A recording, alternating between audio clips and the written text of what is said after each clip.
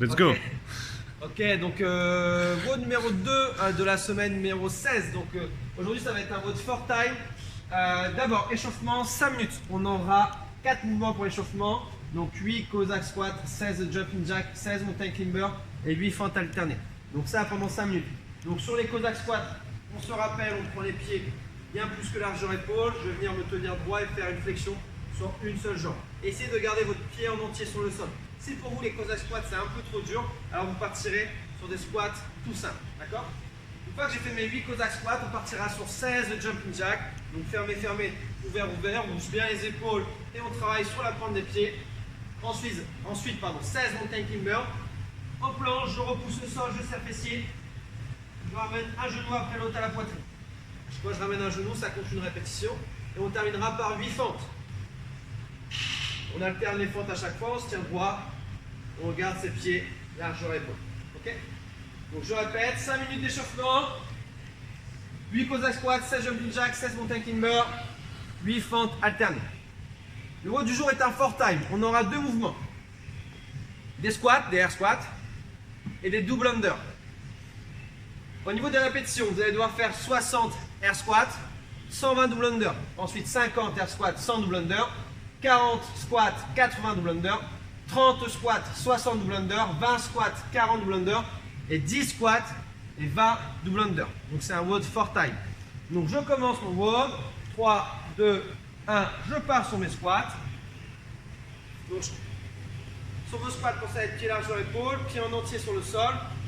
Flexion complète demandée, donc on passe les fesses sur les genoux, d'accord? On a une bonne amplitude de mouvement.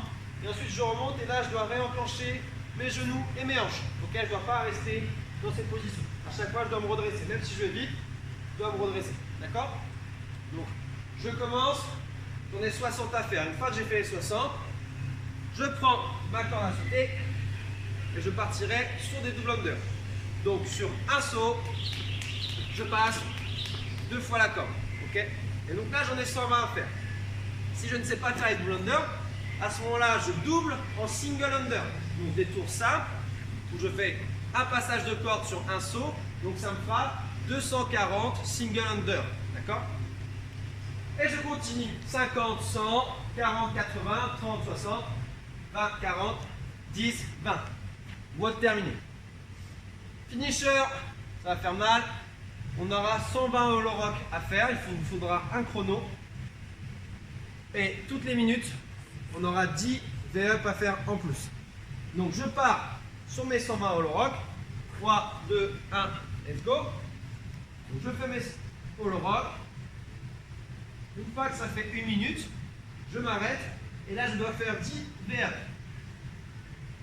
Et je repars ensuite sur le hollow rock. Le renfort se termine quand vous avez terminé les 120 hollow rock.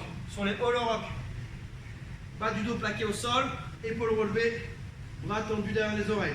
D'accord? Là, les focus, c'est vraiment le bas du dos plaqué au sol et les épaules relevées. Et après, je fais mon petit balancier. Là, les hanches ne fléchissent pas, d'accord? Je reste toujours sur le même angle.